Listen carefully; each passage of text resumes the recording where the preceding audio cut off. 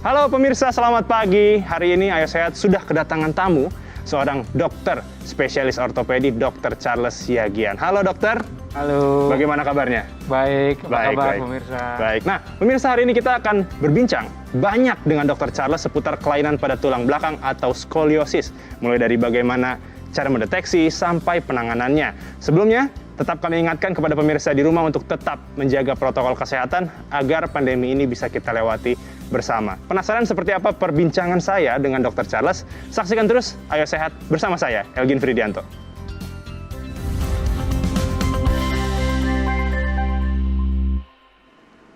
Pemirsa, banyak di antara kita masih tidak menyadari akan skoliosis. Betul, skoliosis atau kelainan pada tulang bagian belakang tubuh kita ini kerap tidak disadari. Bahkan sejak kecil tidak sedikit orang tua yang menyadari akan putra atau putri tercinta mengalami kelainan pada tulang belakang atau skoliosis. Berikut informasinya untuk Anda.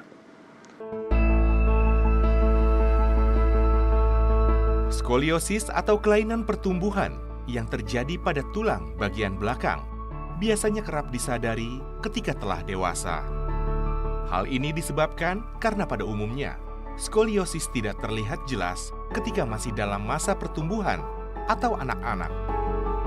Hal ini menuntut para orang tua untuk memperhatikan buah hati tercintanya dengan cermat untuk menghindari semakin memburuknya pertumbuhan tulang belakang pada anak. Mengutip dari laman kompas.com, ciri-ciri skoliosis yang diderita pada anak-anak biasanya berbeda dengan orang dewasa. Ciri-ciri skoliosis pada anak biasanya terlihat dari kedua bahu yang berbeda tingkat kemiringan, lalu kepala tidak segaris simetris dengan tubuh.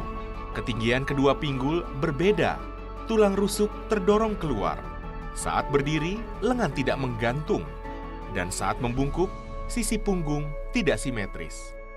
Berbeda dengan orang dewasa, skoliosis yang diderita orang dewasa biasanya memiliki ciri sebagai berikut. Yang pertama, kedua bahu dan pinggul berbeda ketinggian, lalu terdapat benjolan di punggung bagian bawah, lalu kerap mati rasa, lemas, atau nyeri pada bagian kaki. Selanjutnya susah berjalan dan berdiri tegak, lalu mudah lelah dan sesak napas. Kemudian, muncul tonjolan tulang di sendi tulang belakang, dan cepat merasa kenyang karena tekanan tulang belakang terhadap perut. Lalu, bagaimana cara mengantisipasi skoliosis agar tidak semakin parah? Dan bagaimana cara merawat tulang belakang agar tetap sehat dan kuat? Temukan jawabannya di Ayo Sehat. Oke, Dr. Charles, sebelum kita masuk ke tema, perlu diingatkan pemirsa, Dr. Charles dan juga seluruh kru yang bertugas pada pagi hari ini sudah melakukan protokol kesehatan yang ketat dan juga sudah melakukan tes terhadap COVID-19. Nah, Dr. Charles, mungkin bisa dijelaskan pertama, penyebab dari skoliosis dan juga jenis atau kategori dari skoliosis itu sendiri. Silahkan. Perkenalkan, saya Dr. Charles Siagian, saya spesialis ortopedi, konsultan tulang belakang.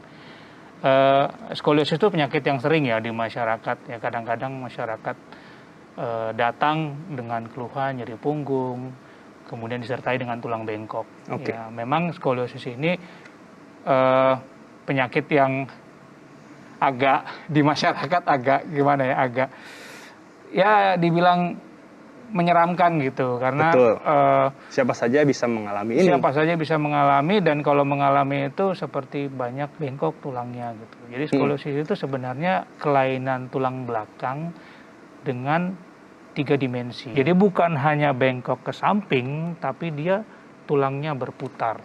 Dan skoliosis itu secara garis besar kita bagi berdasarkan usia. Ada yang memang dari lahir sudah skoliosis, kemudian ada yang pertumbuhan di usia 5 sampai remaja, ada yang remaja. Jadi secara garis besar dibagi 3. Saya jadi tegak gini dok bawaannya karena kita bicara soal skoliosis nih. Iya. Apalagi tadi dikatakan bahwa dibagi terhadap umur-umur tertentu. Iya. Tapi dari Dr. Charles sendiri bisa dikatakan ke pemirsa Ayo Sehat di rumah, siapa sih yang kira-kira beresiko nih terkena skoliosis? Ya, sebenarnya skoliosis itu bisa terjadi kepada siapa saja, ya.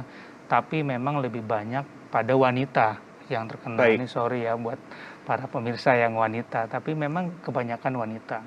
Dan banyak di usia pertumbuhan.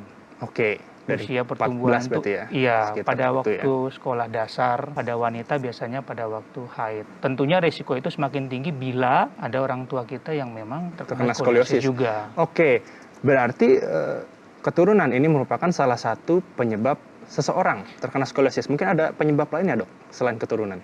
Selain keturunan memang ada yang lain seperti penyakit, ya, penyakit-penyakit yang mengenai sarafnya sehingga ototnya terjadi perbedaan sehingga dia bengkok. Betul. Gitu. Tapi yang paling sering memang kita bilangnya idiopatik, apa yang tidak diketahui penyebabnya. Jadi kalau misalnya memang ada orang tua yang mempunyai skoliosis, ya mungkin pada mereka ini harus lebih aware kepada anaknya di saat usia-usia pertumbuhan.